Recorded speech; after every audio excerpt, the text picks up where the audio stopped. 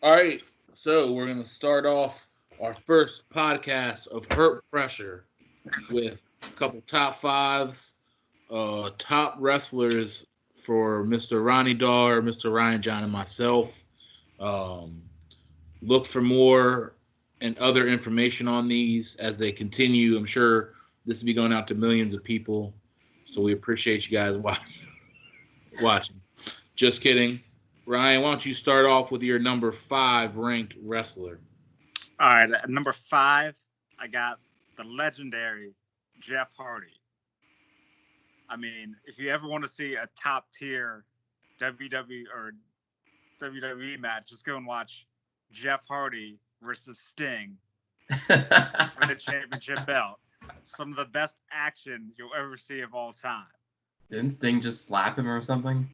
Yeah, because he was coked out of his mind, I think, and he just DDT'd him and pinned him. It was pretty great. But I just felt like he was a one trick pony. He got on that top rope and kind of just jumped around all over the place. I feel like he brought in a new era of going big and going top rope. I think he single-handedly brought that to WWE. People weren't doing shit before him. People weren't going extreme and crap like that. That's why you got people like AJ Styles and stuff like that now. At least young AJ Styles when he was doing crazy shit off the top rope. He doesn't do it anymore, but like he's the one that brought all that, high acrobat shit to the table. And he's probably one of the only people that started it off as a good tag team champion and then was probably more popular as a solo act. And when they got the WWE championship. That's true.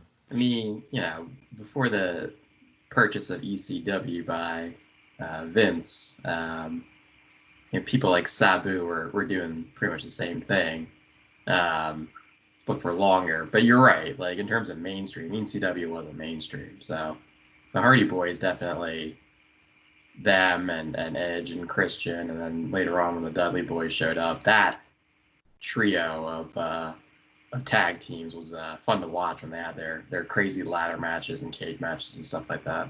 Dudleys, oh yeah. And Jeff Hardy was actually doing moves off the top rope. He was inventing moves. I mean, Sabu would fall 30 feet off a table, but he would just fall over. It's not like he was actually doing anything athletic or anything like that. Not that I hate Sabu. Shout out to Sabu. Sounds like it. He was one of the first ones that wanted to join the list to listen to this podcast. So you might have some hate mail coming your way. Ronnie, who you got at number five? I got number five. I have something that I think a lot of people would consider number one, and it's got to be Ric Flair. I don't think any list is complete without the Nature Boy.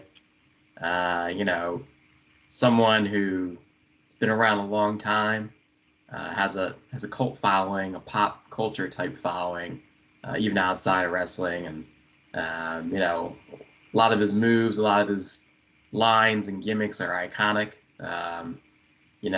Anybody goes around doing the woo, everyone knows, where that came from. And got that Ric Flair drip. Yeah, exactly. And he was extravagant. He was showboaty, and he was one of the few wrestlers that could switch between heel and babyface or the main good guy seamlessly, but still be himself. He'd still do the dirty moves and all that stuff. And that was always fun. I always appreciated Ric Flair.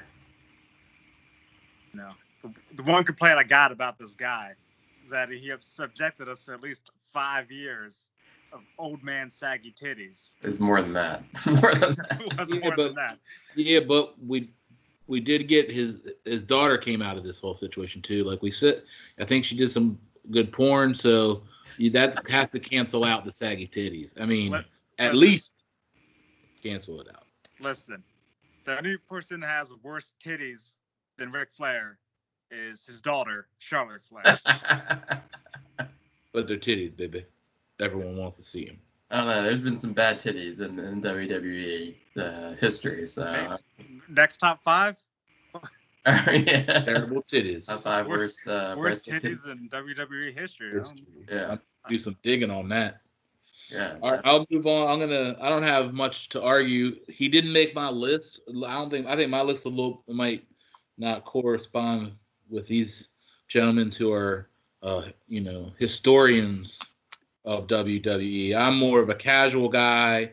Followed it more when I was a little bit younger. My number 5 reflects that as a big guy growing up who couldn't move well, even if he was boring. My man Andre the Giant comes in at number 5 for me. Any dude that can drink 300 beers, I don't even care that it was beer, just that much liquid. You got to be able to put him on a list. The size, the big man approved Twitter page, we'll be tweeting about it for years to come. Andre the Giant, number 5, even though he was boring, and I'll admit it. Even though he spent more than half of his career wrapped up in the top ropes. Yep. No, I agree with Andre the Giant. I think that's a good pick. I think no matter how bad he is, if you put somebody that charged and that freak showish in the ring, you're not going to look away. Yeah. He's a crowd drawer no matter what. Exactly. They had to redesign the ring because of him. Yeah. He's a literal mountain of a man. I think he's probably the first of that kind. Well, I mean, there've been other sort of monster wrestlers before, like George the Animal Steel, but no one obviously of that size. You have another wrestler that would go up, obviously famously Hulk Hogan, that would go up against him. Yeah. And Hulk Hogan was like a normal human being next to him. And Hulk Hogan's like 6'10", probably almost 300 pounds of muscle. He looks like nothing compared to Andre. So Andre 6'10"? What? Yeah, he's tall. He's tall. He's like 6'5". I don't know, right? Maybe I think he's taller than 6'5". Hulk. Well, he was 2 feet taller than Sylvester Stallone, and Sylvester Stallone is 4'5". So. What? I don't think that's right, but and also with Andre, he was in movies, right? So he was in The Princess Bride. Crossover hit. Bride, great movie. Wasn't he in Dunkin' Donuts commercial too? I mean, dude. Yeah. You don't get bigger than that. No. For Dunkin'. All right, Ryan, why don't you move up to your number 4 on your list? Okay, I got someone that is not going to be on anyone else's list.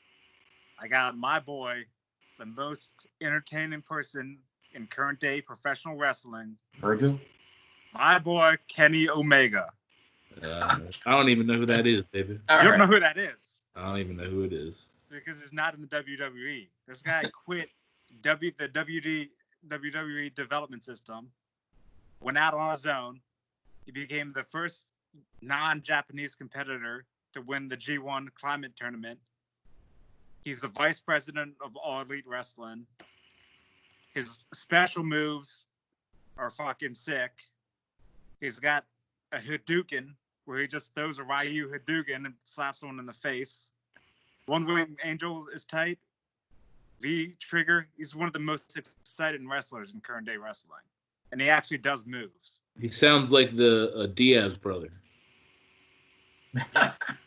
He is. No, yeah, that's a good pick, especially if you're talking about right now. Obviously, his career's not over.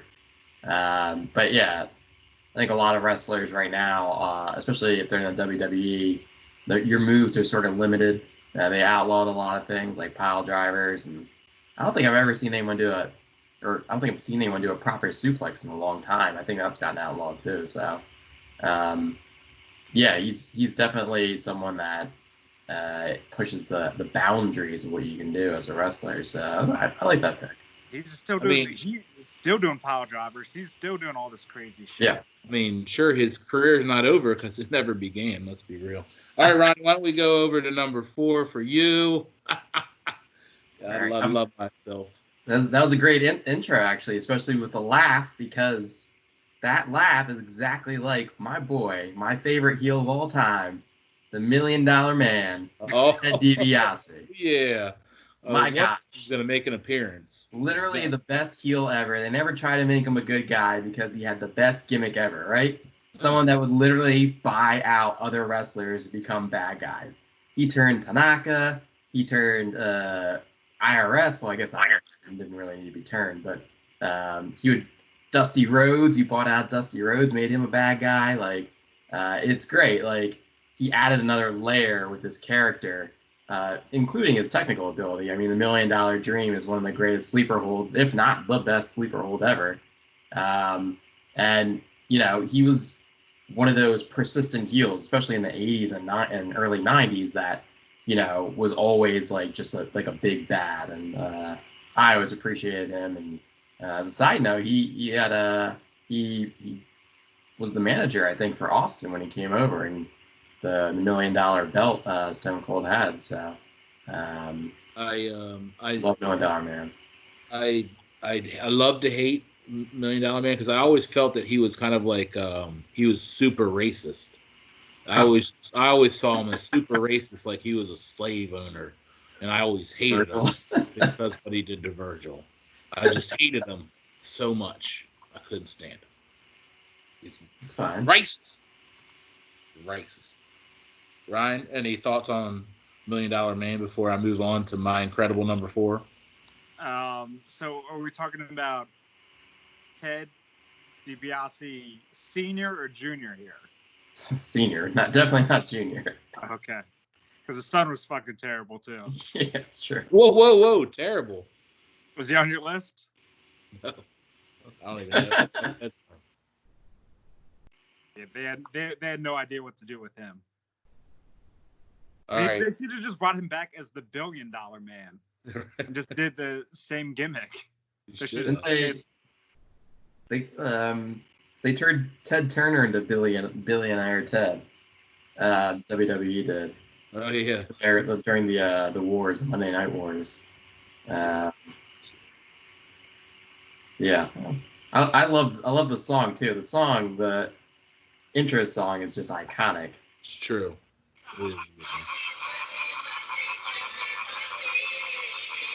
Everyone's got a price, baby. I mean, it's the greatest gimmick ever. I'm sorry. I buy people. Yeah, I do. So, I feel like my number 4 doesn't have as good an intro music, but I feel like the special move or one of the special moves just I couldn't get enough of. Number 4, another one of my big men coming in number 4, Yokozuna. You gotta love it. Any time you can just stick your ass in someone's face and you're allowed to do it, and then nobody even in the era of the Me Too movement comes out when it was on tape and accuses you anything, that you're a pimp. I'm just saying. That's my man right there. You stick your ass on face, you're a pimp. I'm just saying. Number 4. Yeah. Speechless. Yokozuna was an interesting character for a little bit. I remember a few funny things about him. The casket match with Undertaker was kind of funny. But also Lex Luger body slamming him on that aircraft carrier. It was like a really weird thing Vince did. I think it was right after Hulk Hogan left.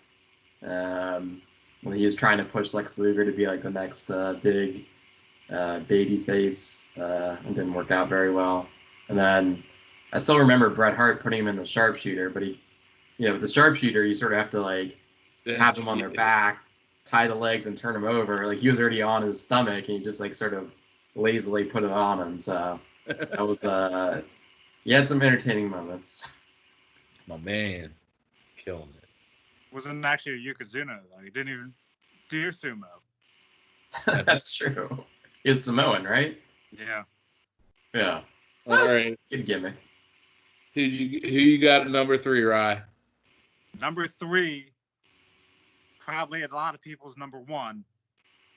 I got Hulk Hogan. Nobody's got Hulk Hogan on there. No. Hulk's not on the list, baby. Dude, this guy is the most recognizable wrestler of all time. Was. Is still worldwide. The Rock. No way. He did produce some talent, daughter-wise. I mean, on that show, Ric Flair and Hulk Hogan got that in common, I guess. I mean, this guy is the first breakthrough wrestler ever. I mean, there would be no Rock, Bautista, Cena doing movies unless The Rock was sitting there producing gems like Suburban Commando, Rocky 3, Mr. Nanny, some of the all-time great movies of all time. Is that good? I mean, he was a janitor in a Brooke Hogan music video. He made his own sex tape. She's a star. He did make his own sex. He made his own sex tape. He is. I mean, he is a star, and he made a star. I mean, Brooke Hogan's a star too. I mean, she is. I mean, he's the first back-to-back Royal Rumble winner. He's the first one to win back-to-back titles in Royal Rumble 3 and 4. Him slamming Andre the Giant is probably the most iconic moment in wrestling history ever. If you went through iconic moments, that's going to be number one. And not only that, you talk about Ric Flair being, a good guy and a heel. He had the same legacy. I mean, when he went over to WCW and he created NWO, he was, almost as successful as he was as a good guy. I don't know. I don't know about that. The NWO thing, I think, was needed. It's necessary. Yeah. But I also think it wasn't as successful, especially after the initial shock when they drug it out. I think they executed it pretty poorly, where they just kept having like everyone become NWO eventually, which was pretty stupid. But I mean, you can't deny the fact that he's, one of the most recognizable wrestlers ever. Obviously, did a lot of great things. But I think a lot of that was the writing. My favorite part about Hulk Hogan and also Macho Man were the 80s promos they did in the backstage. Just absolutely ridiculous. Oiled up, flexing the whole time, yelling, "Well, you know something, brother," or "You know something, Mean Gene." Like, stuff like that is great. Like that, I mean, you can't beat that. And obviously when he hulks out or becomes like, invincible for like 15 seconds, that's always fun to watch. But I mean, his finishing move's a goddamn leg drop. I mean, get the hell out of here. It sucks. It's one of the worst ever, yeah. I mean, I'm all about family dynasties and bringing them back, you know what I'm saying? Even no matter how bad Ted DiBiase Jr. was. I give props to Hogan for giving his kids a career. Who had a finishing move back in his day, though? No one had a finishing move. That's not true. Rey Mysterio. Figure 4, baby. Woo! All right, who you got at number 3, Ron Worth? All right, number 3 is going to be a lot of people's number ones. I'm not sure if he's on any of your lists, but it's got to be the Rattlesnake, Stone Cold Steve Austin. Not on my list, baby. Listen, at a time when the WWE was struggling, they're getting beat down, they really found the perfect guy to be the sort of underdog, badass with an attitude kind of guy. He did amazing promos. His demeanor and the way he sort of had that, I don't give an F type attitude really defined the golden age of wrestling, the Attitude Era, until Owen Hart really ruined that by breaking his neck. But he came back, and unfortunately that eventually sidelined him. And then you have the glass breaking. Talk about intros. During the whole time he was there, everyone was just waiting on pins and needles just to hear glass break. And you knew what was happening. You knew who was coming out. The Zamboni, the beer truck. He went up against legends and came out on top, and he had the most devastating finisher ever, the Stone Cold Stunner, where if the person sold it right, it was just absolute chaos and devastating news. Right. I had kind of gotten away from wrestling by that point, but I will say he almost made my list as like the one of the more modern guys. But he definitely brought his flair and kind of I think he did revitalize wrestling. I didn't hop back on at that point, and some people never hopped off, but I think a lot of people did hop back on and captured Middle America again. I think it was a big point for Vince himself, and I think it led. I mean, it did kind of lead to led to The Rock, and I think I think The Rock has the Stone Cold to thank for all that. Yeah. I'm not a big fan, but I'm not going to argue with him being in the top 5 of anybody's. He's got the most Royal Rumble wins, so gotta respect that. His Royal Rumbles are fun too, because it's just him sitting in the ring for a minute. When someone came out, he would stun him and throw him out. It's great. Yeah. I don't know. So I know we've all said this is many of y'all's number ones, but I hope this guy made your guys' list at some point. But my number 3 is a guy that, man, when I was younger and particularly freaked me out, it like got me. I mean, his sidekick was a little munchkin that freaked me out even more. But man, the Undertaker, bro, he made me feel some shit when I was like young, dude. I'm like, I thought you were going to say Doink. Oh. You were going with Doink and Dink. Paul Bearer isn't a munchkin. He's not a little person. He kind of looks like it. Like DJ. If DJ had like really. That's true. He kind of, I guess, yeah, he kind of looks like DJ, which freaks me out. But man, he used to those entrances, and how he used to sit up in the ring, and talk about devastating, finishing moves, man. Whoo, my man. I felt, like even though he freaked me out, I had to put him on my list, man. Had so many classics. I mean, I know he's been around for so long too, but just a classic. I mean, anyone's so popular that they have to make a duplicate of him. Yeah, that's pretty good. We're like, hey, he has a brother and he's the same exact character. Bring him out. Like they needed 2 of the same guy because it was that popular. Yeah. You go with the streak at WrestleMania.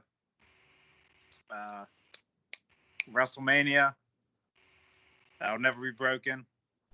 I mean, Kane was he almost made my list too. He was a heck of a character himself. So I mean, casket matches were amazing. Yep. Yeah, he has a distinction of probably anyone on this list. I don't know whoever else you guys have, but he has his own match. The casket match. Yeah. Which I remember in the early '90s was always fun for me to watch because they'd always be like, "Oh, they're gonna be buried alive." Obviously, that didn't happen, thank God. Yeah. But it was always fun to see. I think he lost a lot of those actually.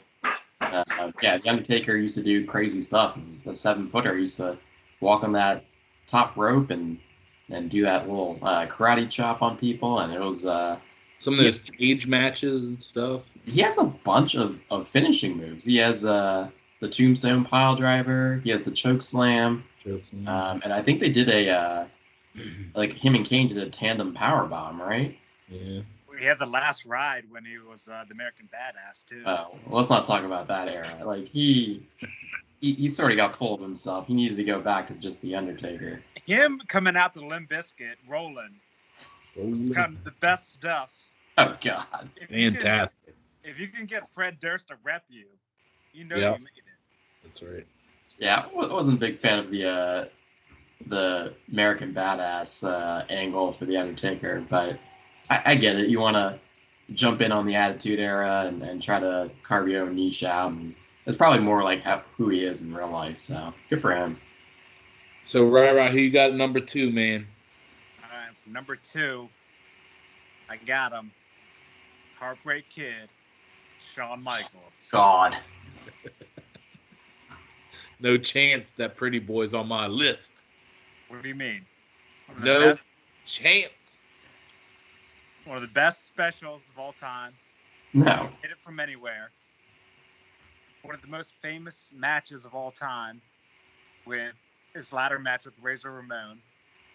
Pretty much made the ladder match. One of the most longest careers where he actually stayed relevant. He's two-time Royal Rumble winner. One of those, he came in number 1 overall. Second most Royal Rumble eliminations of all time. And this dude banged Pamela Anderson, who is disgusting. So anyone who can do that, hats off to him. Wait, did he really? Jeez. Yeah. You don't remember that? No. He was in the WWE for a while because he didn't he have did he have a reality show too? No, that was Bret Michaels. Bret Michaels. But you would put Bret Michaels on your list instead of Shawn, baby. No. Right. Every rose has Shawn Michaels is the most overrated and possibly worst wrestler ever. Many reasons why, but the number one thing that comes to mind. Name 7. What? Name 7. The number one thing is his Montreal Screwjob, which he participated in very willingly, which is the scummiest thing you can do at any other wrestler. He was going to leave with the belt. You got to get Bret out of there. No, but it doesn't matter if he's going to leave with a belt or not. Like, he put him in the sharpshooter, and then he knew that the ref was going to call the bell. Like, that was ridiculous. Could have forfeited the belt. And then the Marty Jannetty thing. Like, why Marty Jannetty was the best rocker. Everyone remembers Marty Jannetty. But Shawn Michaels decides to throw him through Brutus the Barber Beefcake's glass window in the barber shop. That was messed up. And then oh my god, I hate everyone in DX. Like, I hate Shawn Michaels' number 1 least favorite wrestler ever. Overrated. Didn't do anything cool. He only did that stupid kick, which was dumb. Terrible. I agree. Terrible. And he also did his own theme music. Started singing his own theme music before anyone. And that sounds fucking awesome. Just like Ryan to pick somebody terrible. Didn't he have a Sensational Sherry as his manager at one point? Probably. Everyone was trying to get on. Wasn't Sable involved at some point? Everybody. I think Sable was Triple H. Oh, that's right. Yeah. Strictly. Huh? Mm-hmm. All right, Ronnie, who you got at number 2? Hopefully it's better than that, Saul. It's infinitely better. It is the great one, the people's champion, the Brahma Bull, Dwayne The Rock Johnson. Why is he one of the top 2, my top 2 ever? Well, first off, the people's eyebrow, which not a lot of people can do. I've always been doing it.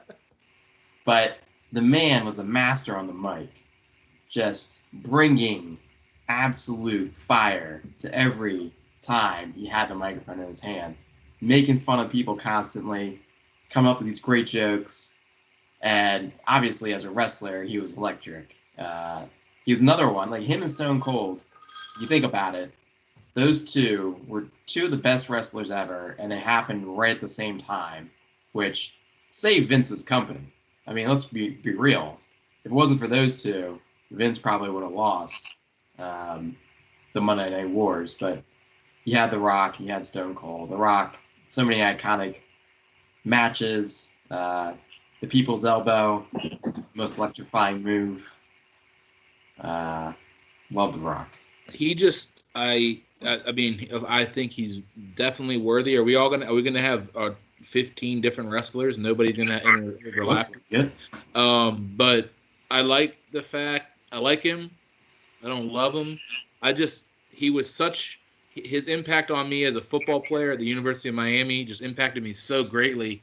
I could never see him as a wrestler after that. It was just, it blew my mind that I can't even see him I never saw any movie that he's in either. It just blows my mind that he's even doing that. It's just crazy. It's not possible. I mean, I go out and see Vin Diesel. I just can't do The Rock. Now, he needs to run for office. He would get elected. Yeah, just because you're famous doesn't mean you run for office. Well, it doesn't mean that you should, but he could get elected. You could. Like Joe Biden. All right, so I'll move on to my number 2. This man had many different personalities, I would say. He had split personalities almost. My favorite of them I'm going to name, though, was Mankind. Mick Foley, what was the groovy dude, or what was his name for a hot second there when he was dressed as a hippie? Dude Love. Dude Love. Man, Cactus Jack. Cactus Jack. But Mankind, man, that dude was wild, getting thrown down on, what was it, like those thumbtacks, and Yeah. getting hit with bats, and I mean, that dude was wild, man. You know what I mean? He just took everything to another level. He's the one that, like, if you want to talk about someone that almost brought me back, that crazy motherfucker almost got me to watch. Like, if he was around today, I'd probably still watch. Anybody have no comments on Mankind? Yeah. Listen, Mick Foley, Mankind, all of his characters. I'm talking about someone who, the Hell in a Cell match with The Undertaker, got thrown off, 30 feet and through the table, did extreme stuff. I think that was his thing, was the extreme things, the shock value, which, it's cooler than what Jeff Hardy did, but some of us don't agree. And, yeah, I mean, he definitely took it seriously. He put his whole body on the line, and yeah, it was fun watching him, especially in that Attitude Era. I liked it. Can we talk about the best Mick Foley thing he's ever done? Enter the Royal Rumble as 3 different characters. You get eliminated every time. Can't believe that they did that to him. That was my favorite moment. All right, so we're moving on to number ones. So, it's going to be weird because I think we're all in agreement on who number 1 is. So I guess we can just all agree that the greatest wrestler of all time is, of course, Kurt Angle. Oh my God. Olympic gold medalist Kurt Angle. He made the honorable mention. Who won an Olympic gold medal with a broken neck. The only WWE champion and Olympic gold medalist. This guy actually does moves. He suplexes the crap out of people. He doesn't just do this stupid punch and shit. And if you want to talk about someone good on the mic, go watch him on the ring and go into hometown and just completely blow them up and talk shit about whatever hometown he was in. He was the best person on the mic ever. They had to give him the mic before every match because he was so damn hilarious. You might think I'm underselling his mic performance. Go back and watch some of his old matches. They're hilarious. He's a funny guy, but Kurt Angle, I don't think really never transcended. He didn't define an era. He was just sort of a guy that was there while it was all going on. Obviously, he had the technical expertise, which was really good. And I liked Kurt Angle. I always thought he was funny. I thought he was a funny guy. Like, his character was kind of crazy. It was like that, that wholesome American Olympian, but he was actually a scumbag, which was like a great angle. No pun intended. But I don't know if he's top 5. All right, Ronnie. I don't know how much to say about Kurt. I like him, but I was never, he was too much wrestle. He was too much real wrestle for me. Yeah. All right, Ronnie, who you got? All right, number 1. It's in his moniker. He is the best there is, the best there was, and the best there ever will be. Bret the Hitman Hart. Bret did such a fantastic job. I remember when I was a little kid, he was my favorite wrestler. The Hart Foundation. He had some great matches against Mr. Perfect, Ted DiBiase, the Road Warriors, and whatever the other, Demolition, I think, was the other tag team at that time. That was really big. And then, when Hulk Hogan and Macho Man and left, and one of the Ultimate Warriors died, and the new one came and he sucked.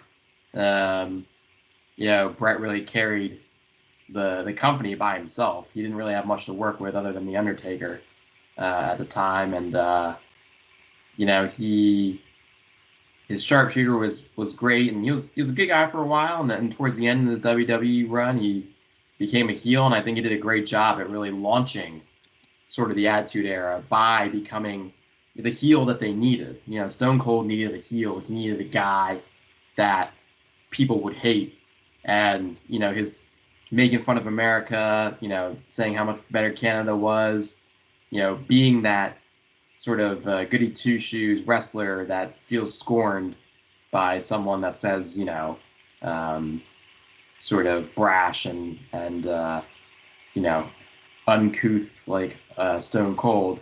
He really propelled the Attitude Era. So Bret Hart's my favorite. He definitely opened up the door for men wearing pink spandex. I mean, right. That was a door that was never opened before he came around.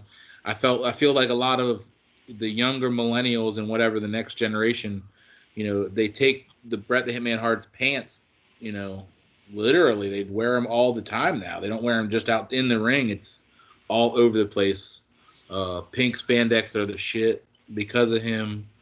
I wasn't as big a fan because he was Canadian, and Canadians, right? Seriously, but can do them.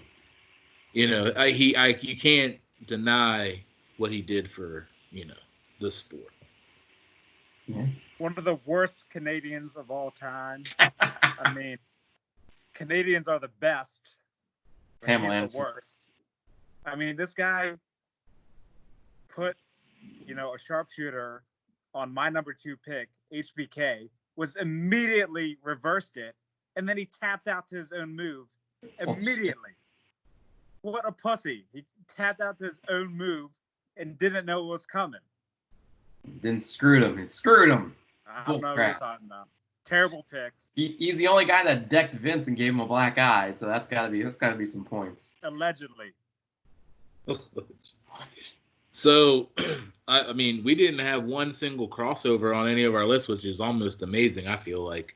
But my number one, I feel, when you just, as soon as you see the guy, when you hear the guy, and he comes running down, with that American flag and that 2x4 in his arm, dude, Hacksaw Jim Duggan is gots to be the number 1 seed.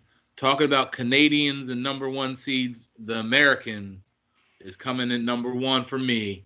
He brings he brings that heart, bro. He brings it every time. It's my man, Hacksaw. What? Just laughs. It was that good. Let's talk about his accomplishments. Didn't he win the first Royal Rumble? Or the second one? I don't know. I think he won one of them. 1 or 2. Maybe he created it. Jim Studd won the first one. First man to knock down Yokozuna. Yep. So there's number some stuff 1 there. Number 4. It's my man. It's my man in them. He was cool. I didn't mind him, but he was always like a middle guy. Never title contender worthy. I like the 2x4. I think back then everyone needed a gimmick. You had to bring something to the ring, like Jake the Snake. I know, but said Jake the Snake, or my other man, Big Boss Man, Sergeant Slaughter. Boss Man, Baton, and Undertaker brought the urn, and Macho Man brought his woman.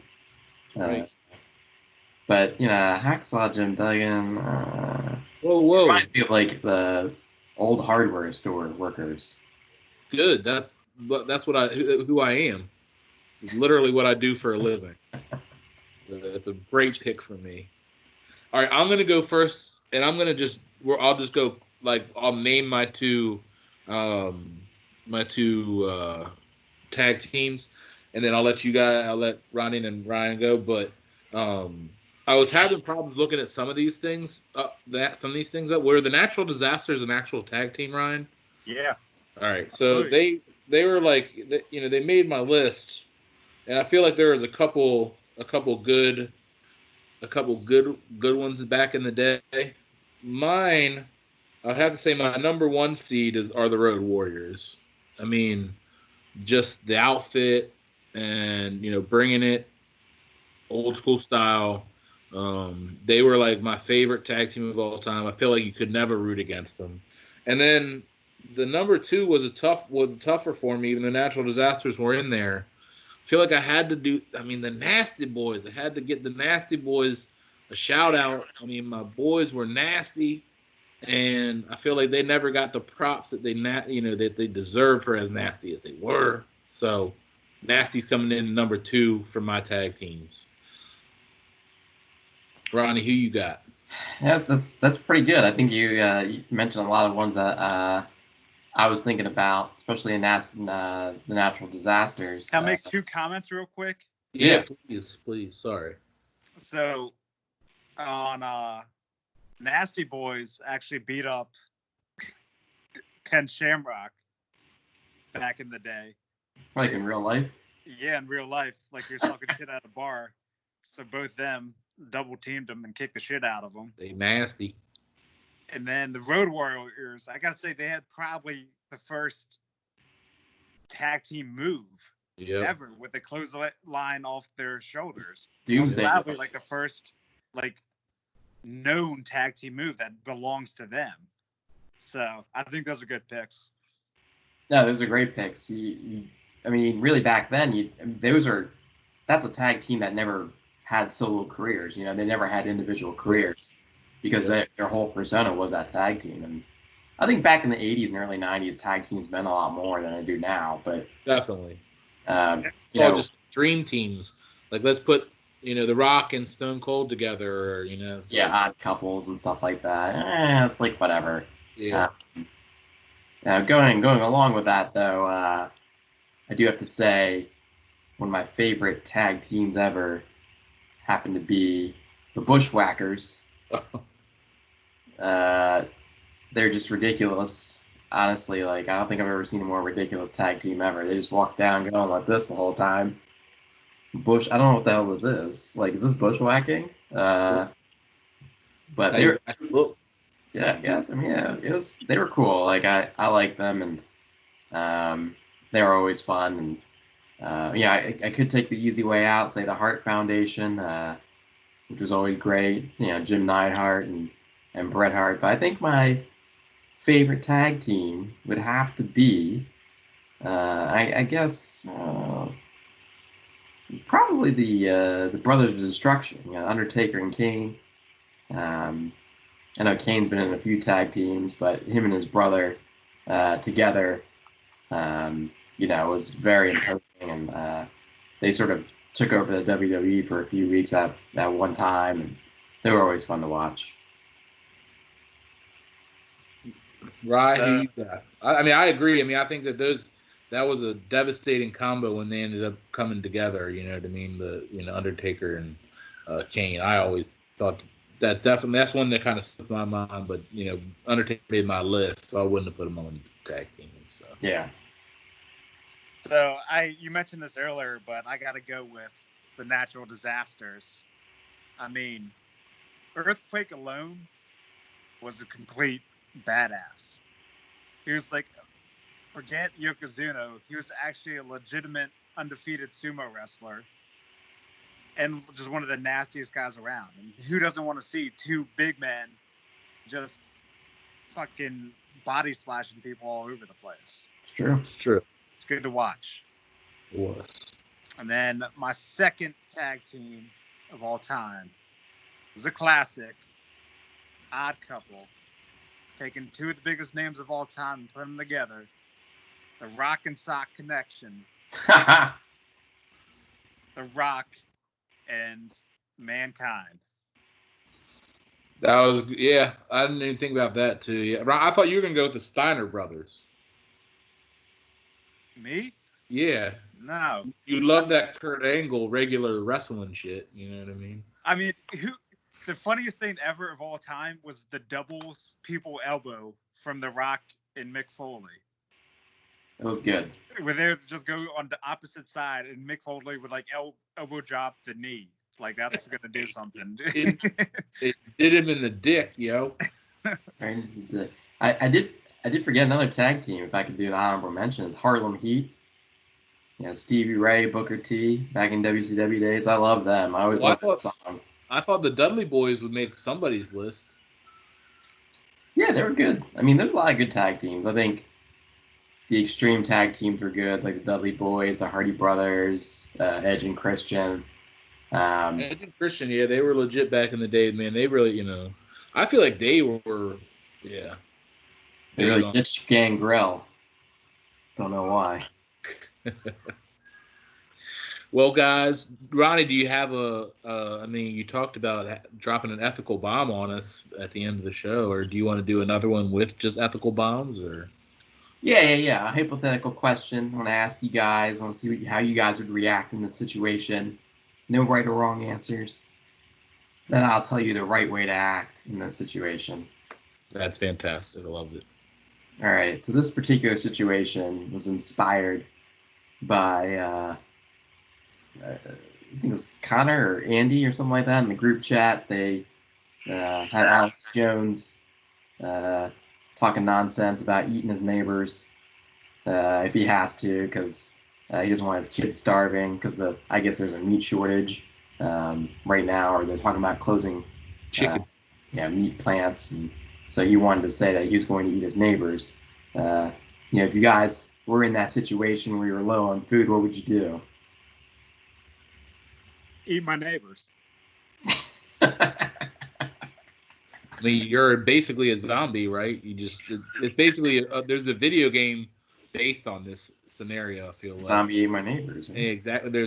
And around my area, there's all kinds of trampolines to jump over fences. So that seems pretty legit. I feel like I would probably become a vegetarian. Would be my first instinct, just because I've tried to do that for a while and actually did it for a few weeks. Like it was over a month, and it wasn't terrible because if you could do dairy, it's not bad. Yeah. But if you can't do dairy, I mean, you might have to just eat your neighbors. I mean. Yeah, unfortunately, all our food really gets processed. I think if you close down the meat factories, all the processing places you'd have to close down because it's a proximity thing. But the correct answer is absolutely eat your neighbors. So yeah, literally at the point where there's no food, I mean, the strong survive. And if it comes to the point where you can't get food, and people are getting rowdy out there, you might as well just you don't want to come out on bottom of the bone heap. I do feel like I also live pretty close to water, so like fishing isn't like necessarily out of the equation. So yeah, if I could avoid eating people, I would. But I mean, like, I'm not saying it's out of the realm of possibility. Absolutely. Like, it's a last resort type thing. I'm not advocating for people to eat other people. Although, when I die, my will is, 20 people closest to me have to consume my flesh, and whoever eats the most gets all my belongings. So I just want to shout that out to everyone out there. They know. You're allowed to do it. It's perfectly legal. I know a guy. Seems to make a lot of sense. I don't know. Yeah. Hey, can you make a top 20 list so we know where we're at? Like, if I need to start being nicer to you? It evolves. You're on. You guys are on there. It evolves though. It changes. Conus got bumped off. DJ got bumped off when he kicked me out of the baseball league, and it happens. It does. But just about. Well, guys, thank you. What? I'm just saying, I'm not eating a salad when there's perfectly good people to eat next door. I just want to make that comment. That's the last thing I have to say. That's good to know. Well, I appreciate you guys making my dream come true. Even if we just do one, but I mean, I'm down to do another one. So